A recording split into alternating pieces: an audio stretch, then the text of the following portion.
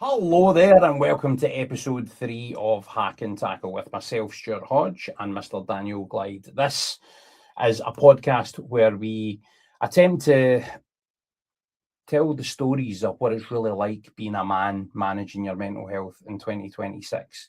Look at some of the challenges within that.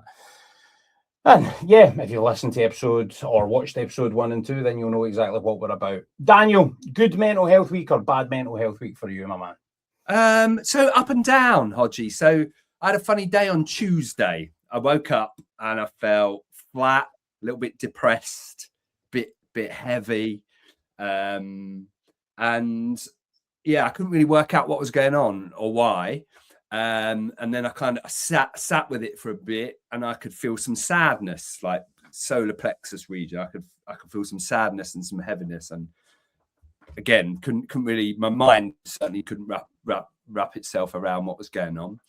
And I think what I put it down to, Hodgie, is I think sometimes when we're made a lot of change in our lives, when we're going into a different season of life, there's a part of us that grieves the old version of us that dies. I liken it to when a caterpillar becomes a butterfly, right? So I feel like in my life, I've been in this period where I've been in is it pupation stage? Is that the right word? Probably not.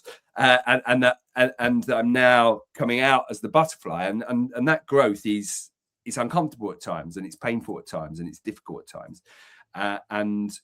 But that caterpillar version of me is pretty much gone, and I think there was a bit of me that was mourning the passing of that old version of me. And I know that sounds a bit weird and wild, but I reckon that's what's going on.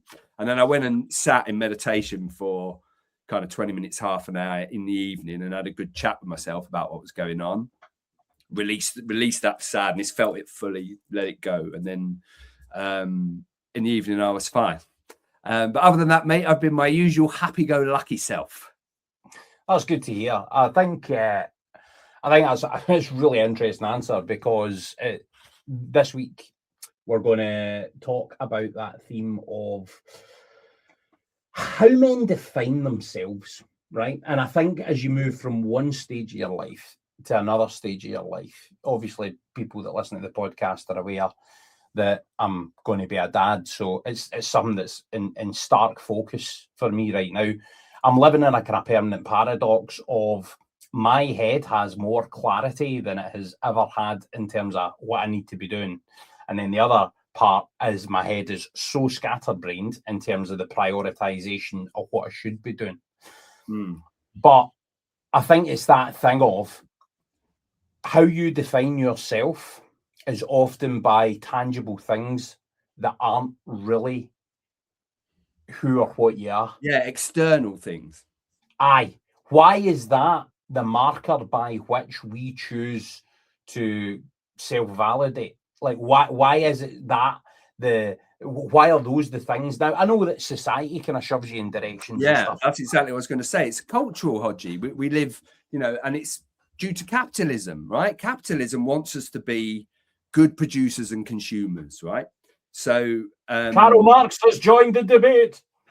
So one of the things we do with our identity and with our how we value ourselves and how we think about our self-worth, and particularly for men, because of the old gender roles that society foisted upon us, we believe our value is in our output, and so therefore we attach ourselves and our identity to that and to the markers of that.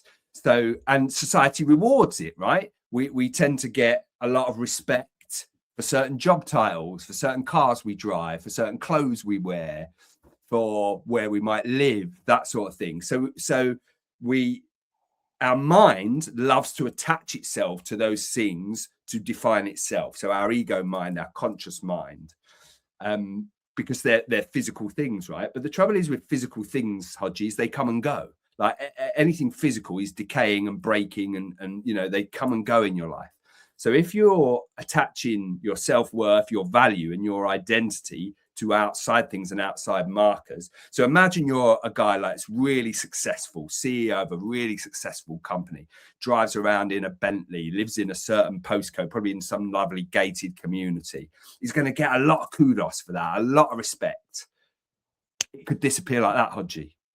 You know, the economy goes tits up. Something happens in his company. Bosh! All of a sudden, he's got to downsize. He's got a different job. He doesn't drive that car anymore, and his self-worth and self-esteem is going to fall through the floor because it's all attached to material things, to external things that aren't actually him. And I think one of the most basic ways of doing that, and I used to be very much guilty of this. I think when I was at university, I did well at university. I got a first-class honours degree and I had an amazing time. I made friends for life. Some of them were visiting me actually very recently, and it's amazing to see how lives have developed and those kind of things. But at that point in my life, I was a chronic intellectual snob, right? I was somebody that that marked you out as better, didn't you, Hodgie? And I've been the same. I've done the same thing. Is try to make yourself part of an elite because I know something you don't know. Well, I suppose as two recovering journalists, then you can see why that went the way it did. But I think for me, it's like at that point in my life, I was all about like who stimulated me in terms of my brain, who stimulated and where was I going? Right. So the actual process of being at university, I probably missed out on some of the parts of that because I was so focused on the destination. And people say it's about the journey, not the destination. That's true. But it's also, it ties in for me to this same topic of how you validate yourself. Because I was like, I'm Stuart Hodge. I'm going to be the best sports commentator in Scotland, say. Like I was realistic that I wasn't going to be Clive Tilsley, right? And the journey that I've been in my career has taken me in a totally different way. And I've actually found, and maybe I think we did cover some of this in previous episodes, where it's like what you see as the definition of what you're going to be and what it's going to be is not necessarily what it is. And I actually now, when I equate what rich means or things like that, rich is having a life where you feel fulfilled and well balanced. Rich is having loved ones, family, friends that are important to you and that you get to experience amazing things with. That to me is better than being a millionaire in my bank account, right? I feel like a millionaire in terms of the family that I've got. I know how lucky I am to have a family like that. And it's annoying for like when I look back at myself that I took that wholeheartedly for granted. Like for the vast portion of my life up to now. It's probably only the last few years where I've stopped being a selfish asshole and begun to try and give a little bit back. Yeah. What's dawned on you, Hodgie, is that your life is not about you, it's about all the people in it.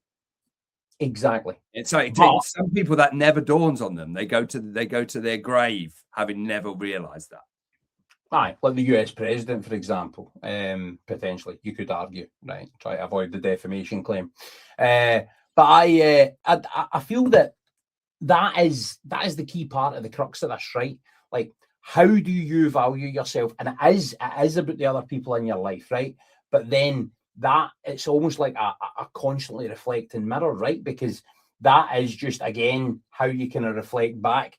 And again, don't want to get too airy-fairy about the concept of self, but it is kind of at the centre of what we're speaking about here. Yeah.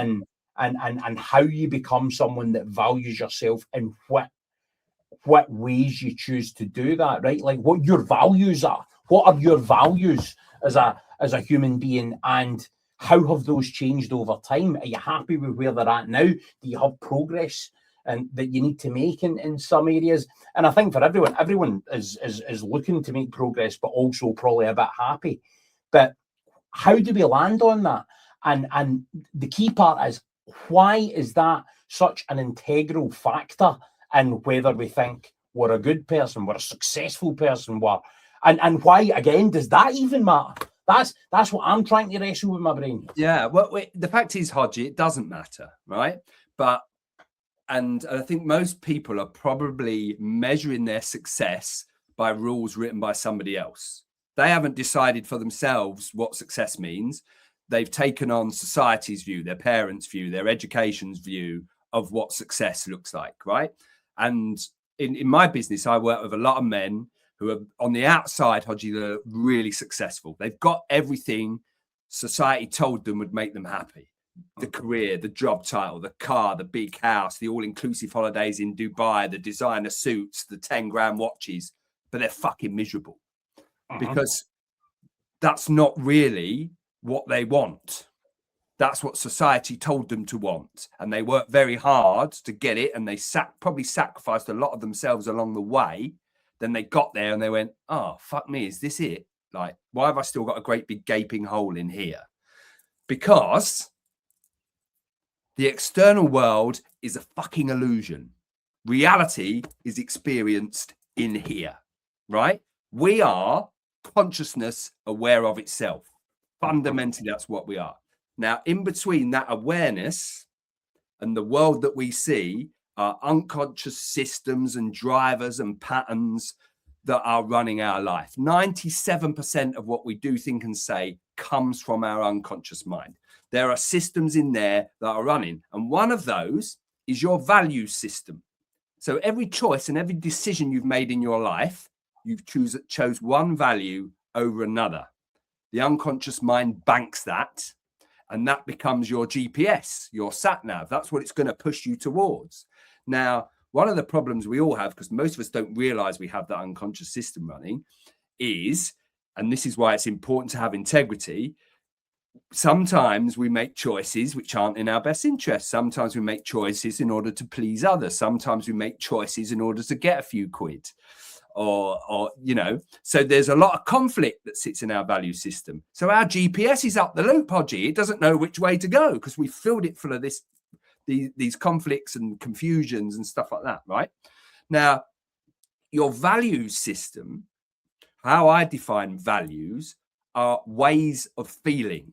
In my experience, from my own life and from the men I've been working with over the last 4 years, that's what we're all chasing, Hodgie. Not stuff, not money, ways of feeling, right? We you know, we like stuff. Stuff is nice. I like stuff. I like where I live. I like my house. I like my car. I like having money. It brings me choice. It brings me freedom. It allows me to do things. It allows me to have impact.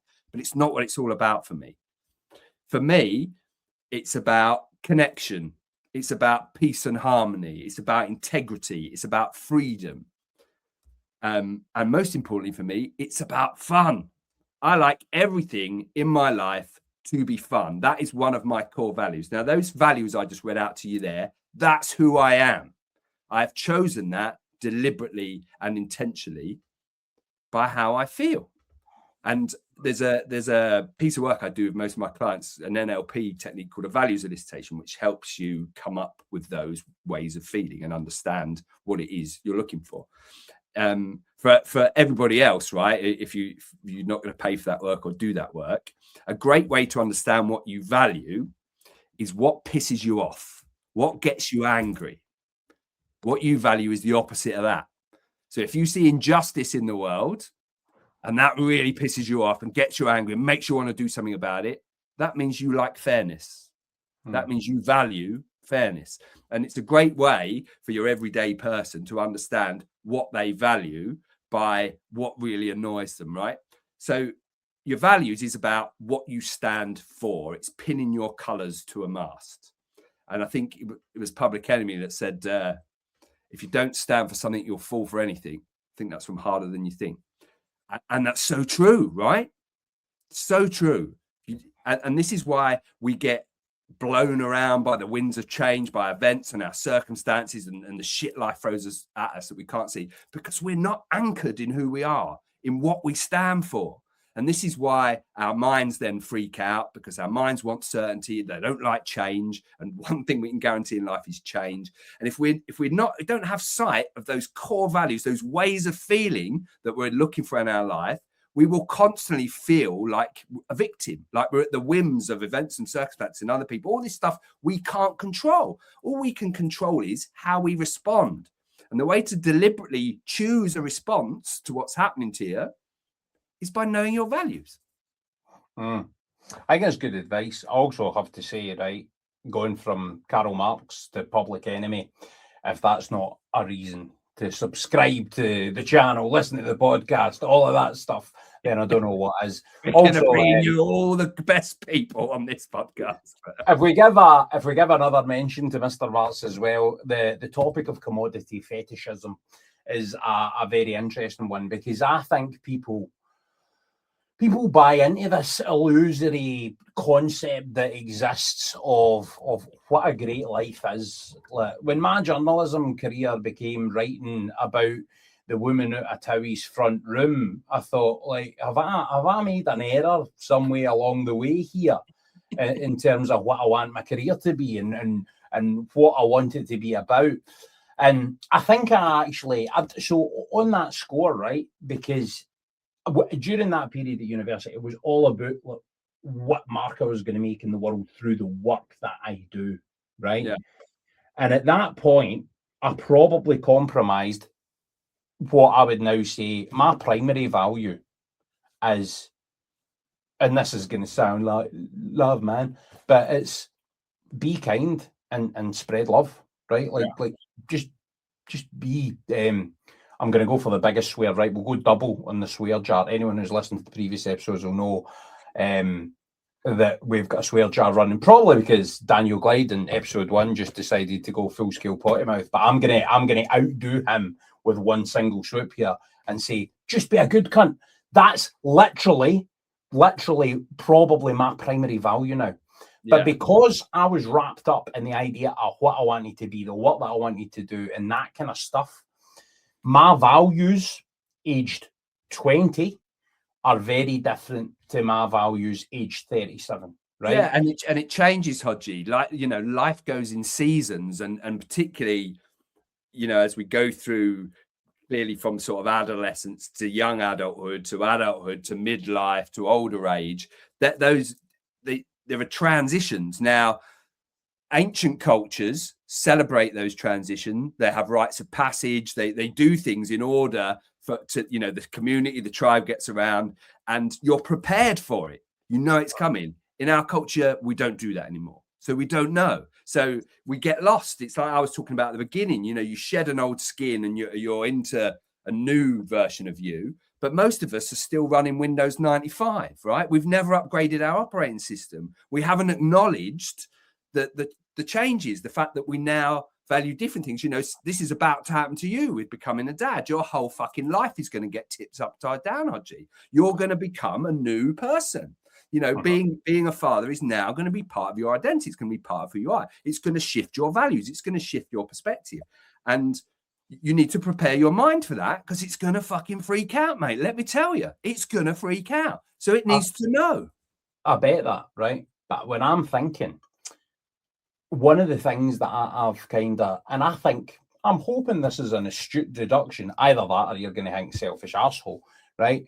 But I think an important part of me being able to be a good dad is ensuring that I have the me bit of my life, which is actually not the be all and end all, but an important part of my life, because I went through the thing where I kind of lost a bit of my ambition. I was quite lost in my career, and I think I've spoken about that before. Right now, I'm pretty sure in the direction that I want to go, and somewhat emulating yourself a few stages back from where you are, and that, like, recovering journalist, find out what you want to do, find out what your purpose is. I love you talking about journalism as if it was an addiction. It is. Yeah, and you know, you were talking a bit about the identity work up front, right? So I was fortunate enough to work for the BBC for 20 years, and being a BBC journalist was very much part of my identity, particularly when I worked for BBC Sport. You can imagine the reaction I got from other blokes when I say, "Oh yeah, I work for BBC Sport. I know Gary Lineker and Alan Shearer and shit like that."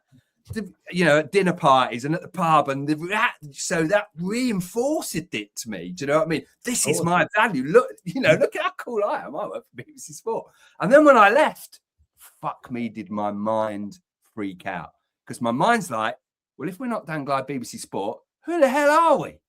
Yep. So, and then then it does some really weird and wonderful things and starts talking to you like you're a fucking idiot and like you need to kick up the arse, and that old voice of your mum going, well, you should do this, and you got to do that, and you must do this. Because at that point, I had already done some work on my awareness and some of the internal work, but I wasn't nailed to a mast of who I was. I didn't know, Hodgie. I thought I did, but I didn't. And when that big part of my identity just suddenly disappeared, and I chose it, I chose voluntary redundancy. It wasn't something forced upon me. I realized that wasn't my future, my path, but it was so intertwined in everything I thought was me that boy, did I freak out when I suddenly thought, oh my God, well, who am I now? And that's when I got my first coach, and that's when I did the values work. And that's when I was like, that's who I am. And it's in these periods where you have disruption or are lost, or like the periods that are hard are where you find the growth that allows you to reorient. Yeah, that's what challenges are for in life. They sharpen you up.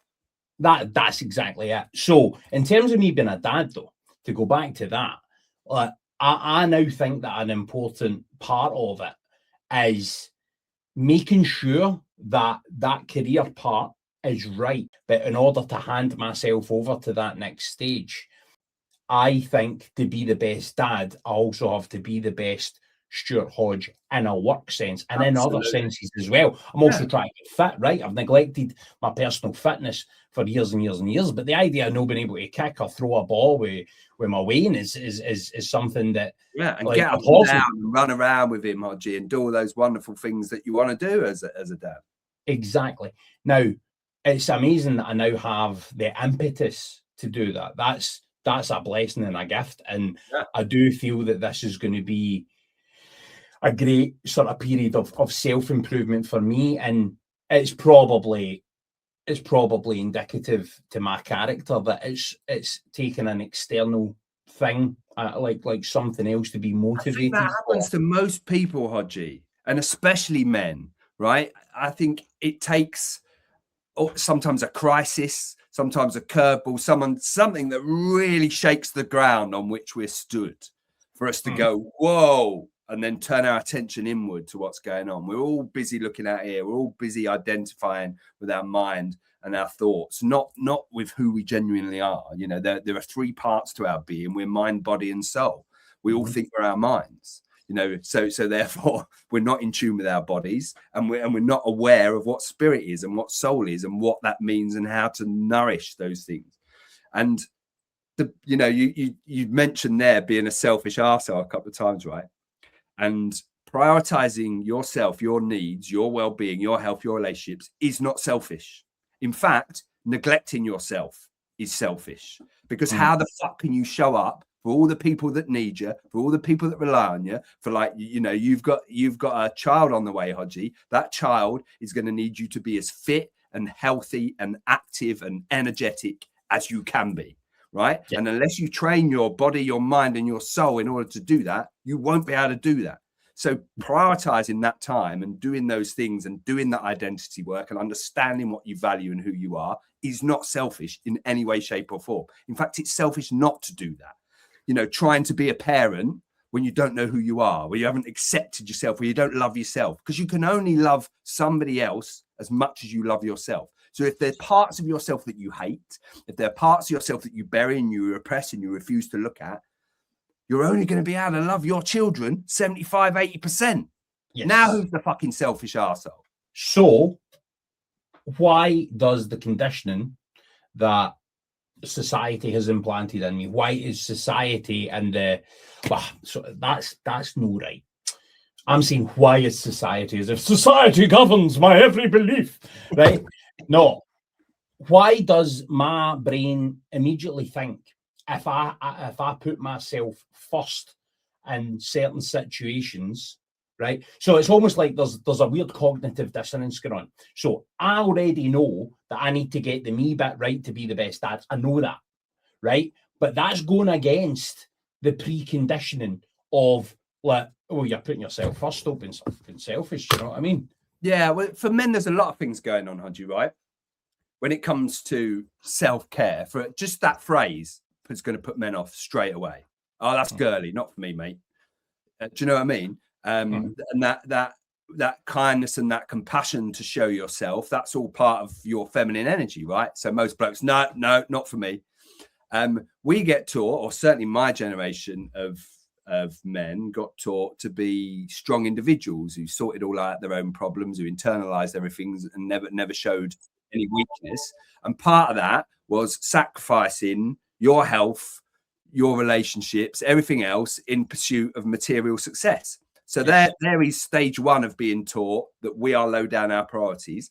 And we're also taught and exemplified, or I was in my generation, I think it's changing, that it's clever to sacrifice yourself. It's clever to ruin your own health in order to get a few quid, right? And this is where we end up out of integrity. This is where we end up selling our soul. And it happened to me in my previous career, right? I sold my soul to try and get ahead. And it caused me chronic anxiety because I was being inauthentic. I was performing a version of myself that I thought would get me ahead. It was a self-created story about who I was and what my identity was. It wasn't real. So that created a disconnect between me and my soul, my genuine, authentic self. Now, the body keeps score, Hodgie, right? So this is where anxiety comes from, that feeling, because there's a reason why we fail lie detector tests. Because when we lie, the body responds with stress. It gives a stress response, and that's measurable. So if we're pretending to be someone we're not, if we're compromising our values to earn a few quid or to get ahead in our career, we're lying. We are lying to ourselves. We are lying to everybody else. It creates a stress response. If you're doing that all day, every day, you're permanently fucking stressed. If you're permanently stressed, you're in fight or flight mode. You can't think straight. And the last thing you're going to do is prioritize yourself. So we are taught systematically to deprioritize our own needs. Men and women in different ways, right? You know, in my generation, when we had these really fixed gender roles, you know, women were conditioned to be a certain way and boys were conditioned to be a certain way. You are allowed to do these things, feel these emotions, behave in this way. You're allowed to feel these things. So, and as men, the last thing we were taught was to care for ourselves and particularly our minds. Nobody ever told us there was a way to train our mind, to care for our mind, to rest our mind. You know, a lot of blokes are very good at looking after themselves physically. And often when I speak to men, I say, what do you do for your mental health? They say, oh, I go to the gym. I was like, no, that's your physical health. What do you do for your mental health?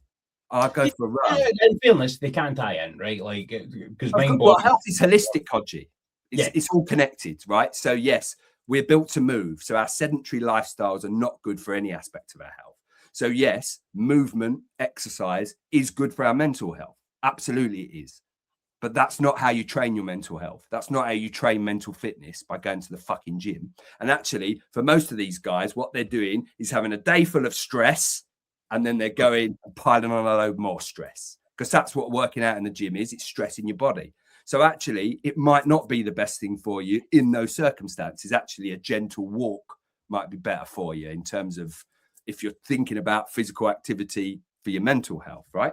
But actually, you've got to train your mind, Hodgie. You've got to understand how it works, what it wants to do, what it doesn't want to do, how it discerns what, you know, it tells you what you like and what you don't like, doesn't it? It's all bollocks. It's all made up. We read people's minds all the time. Like, we turn into people pleasers and we're doing things because of what we think other people think about us. Now, sit with that for just a second. What we think other people think about us. People live their lives based on that. It is made up. So in order to have good mental health, don't do that. And you know what, right? From the perspective of, here is a very, very concrete and explicit and direct instruction, right?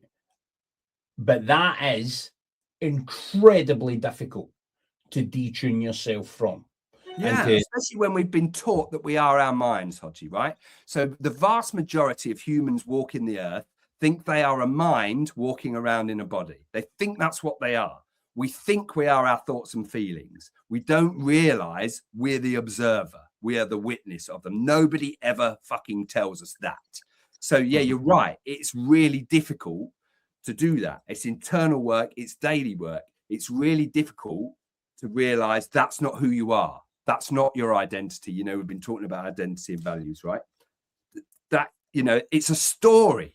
It's a narrative. You know, we come from the world of journalism. We love stories and narratives, Hodgie, right?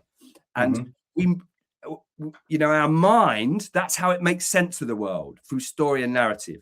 So we experience the world internally. So everything we're experiencing isn't happening now, because there is a latency, a lag between the thing that happens and our experience of it. Yes. So the reality is in here. And we are making our mind, meaning making machines that they are creating a narrative about what our reality is. Now, when you think about that, we get to control that. We get to choose that. We get to decide, but only if we realize and identify with the fact that we are the observer, the witness, right? We are not our thoughts and feelings. We are not, our mind is just one aspect of our being. And when you become identified with your conscious mind is full of fear. It hates change. It likes what's familiar. It wants certainty. It wants control. You can't get any of those things. None of those things are out there. So a lot of people's mental health issues come because of the lack of certainty, because of the lack of control they feel in their lives. They feel like victims because they can't control other people. They can't control events and circumstances.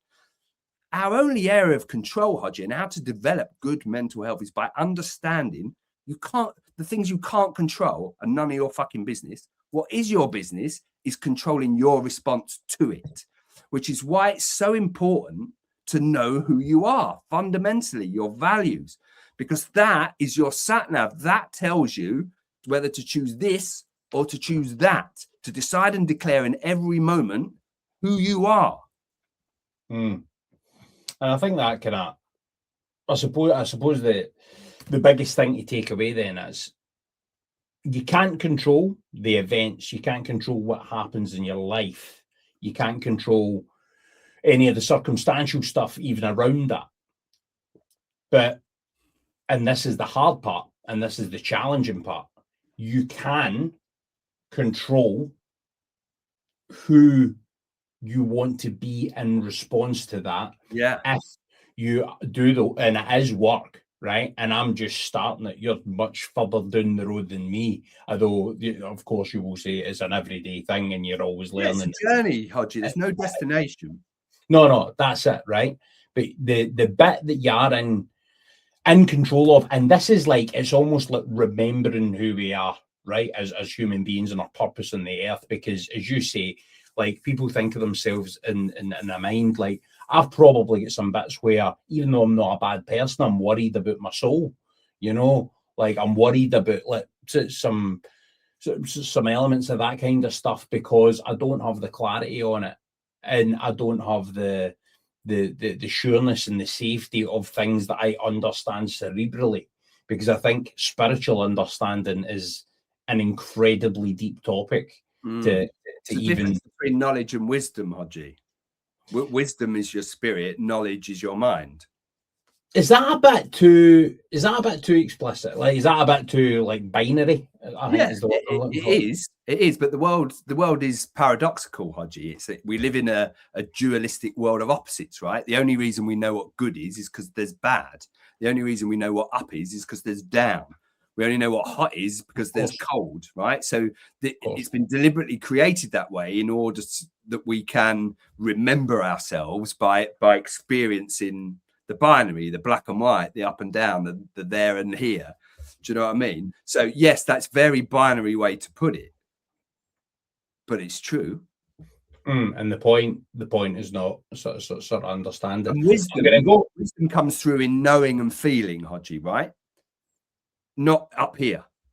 No. That's knowledge. And it's the same thing as trusting your gut, right? Like sometimes there is depends what you mean by your gut as well, because there's several things going on that people talk about in terms of trusting your gut, right? We have millennia of evolution. So we have things instinctively that we feel that have part of our mammalian adaptation that are in our DNA. Okay, so what I'm talking about, just to be specific, I'm talking about those moments that there is no rational explanation for you to have an indication of the way that you want to react to a situation. So say you're talking more about intuition. So that's your inner guidance rather than a gut reaction. Actually, is more animal. It's more that our mammalian reaction to things, and where the limbic system kicks in, where it's scanning for that. That's a gut reaction. From my point of view, what I feel like you're talking about there is listening to your heart, your inner guidance, your intuition, your conscience. When I say, I think the word doing the heavy lifting is the verb. It's the trusting. So you're trusting your heart. You're trusting intuitions. I mean, if we're going full Collins and thesaurus about it, that's the exact word. It's like that intuition. But that's where it all comes back to. And I think, right, this is the big challenge with this podcast, because you don't want to go too much into the existential. But every one of these discussions that we have, mate, it's like I feel like I want to talk about this in a way that's real, that's accessible to real life, right? Yeah. But I feel that we're always on the cusp of potentially going into the discussions about that greater consciousness, because it's my belief, right, that the reason that you have that intuition, the reason that you don't get in that car because you've got a bad feeling or whatever it might be, is because there is something bigger at play and bigger at work. Yeah. And it also relates to the whole thing of, they say you always regret the chances that you don't take and stuff like that. Just start. And so many people that have become successful, however you even choose to define that, right, but noteworthy in some way, will say, my trick was I stopped telling myself no and just started doing everything that I thought of. And that even in itself is so hard, because especially when you're riddled with ADHD like I am, right, that just means that I'm going to be annoying folk every minute, every day. We absolutely know sort of, and manners, right? There's another thing. My mum and my dad taught me manners and decorum, right? And I'm really glad that they did, because it made me a polite wee boy. And even when I was a bit of a rebellious teenager, mammies and daddies thought I was a much better behaved boy than I was. Yeah. Right? Folk were allowed to play with Hodgie. Now, on that basis, I sometimes feel, and this is no criticism at all of my mum and dad's parent, and if I do even a tenth of the job that they did with me, I know people watching this might be like, really? But if I do a tenth of the job with my kid that they did with me, I'll be doing well. But I sometimes feel that manners and decorum and the preconceived way of doing things in a way that's right and proper or whatever, however you choose to define that, sometimes I think that's at the expense of what is right for the self. Yeah. And I think that and it's often that sort of thing, Hodgie, that leads to the people pleaser. And this is the thing, you see, because that, you can say no to people in a really respectful and polite way, right? But I think sometimes that being deferential, when I was young, you were deferential to adults. I wouldn't even dare call adults by their Christian name. They were all Mr. or Mrs. so-and-so or auntie or uncle so-and-so, because that was the sort of respect that was drilled into me. But that had a toxic side, because it meant that I allowed people to cross my boundaries because I felt like they were higher up in the hierarchy than me. Therefore, they were allowed to do it, which builds resentment, which makes you internally bitter and not liking people, where externally you're saying, yes, sir, please, sir, thank you, sir. And, there's a lot of that comes from the class system in Britain, which, is breaking down in many ways, but it's still there, right? We still have this deference to people with wealth. I think really it's now what it is, right? Which is why we'll bend over and get shafted for a few quid and only get paid a quarter of the value that we bring, and we accept it. We accept it en masse as a whole culture. Why is there, right? And this is the beauty, but the grandeur of the the construct, right, is that people admire this greed, right? They admire this desire to have more and like forever abundance and in terms of material stuff. And I think that's like if I've got a kind of key takeaway, and we'll kind of wrap up now because I feel we've had a really good discussion there. I think the crux of it is that this desire to push people towards that material wealth and that kind of gain is, for me, at the heart of a lot of the mental health dysfunction that we see in either gender or sex, but like particularly within men, because there is that. It's the same way that thing, isn't it, Hodgie? That's the thing that's going on for men. We have an innate drive to provide, and we also have a social conditioning that says we should provide, right? And so we will compromise everything about ourselves to earn a few quid to put food on the table. And don't get me wrong, Hodgie, there are some people in situations where there is no other choice. Most of us have a choice. And that's why it's so important to understand who you are, what you are prepared to do and what you're not prepared to do, what you're capable of and what you're not capable of, what your values are, so that you don't compromise them, and especially not on a daily basis, because that creates disconnects, that creates anxiety, overwhelm, depression, stress, all these things we don't want in our life. And it's self-created. We are doing that to ourselves by one, identifying with our minds and not realizing the three parts of our being, by two, not understanding fundamentally, internally, not out here, what we look like, where we're from, what car we drive, what our address is, what our job is. That's not who we are. That's a story. Who we are is what's in here, our core values. And that's why it's so key to understand that. So when life does come along and buffet you around, when people are trying to walk through your boundaries and take advantage of you and get what they can out of you, it's important to know what your values are, to be able to say, no, I'm not having that. I'm not allowing that. No, I am not doing that. I teach my clients, Hodgie, no is a full sentence. You don't have to justify yourself to anybody, because it's all that stuff that ruins our peace of mind, Hodgie. And that the minute your peace of mind is ruined, this is when your mental health is going to suffer. I think that's absolutely right. Obviously, we want to do the thing where we want to try and make this something. And by the way, anyone that is watching this, listening to this, please engage with us. Get in touch. Let us know what you think. Even if you don't like it, tell us why. Yeah, right? We want to hear from you, especially if you disagree with us. Exactly. So the thing about this is we want to make it useful for people, right? And given that you're the man that's a bit further down the road than me in terms of where we're at, in terms of finding definition for these things and understanding them, maybe I'm going to defer to you in this one.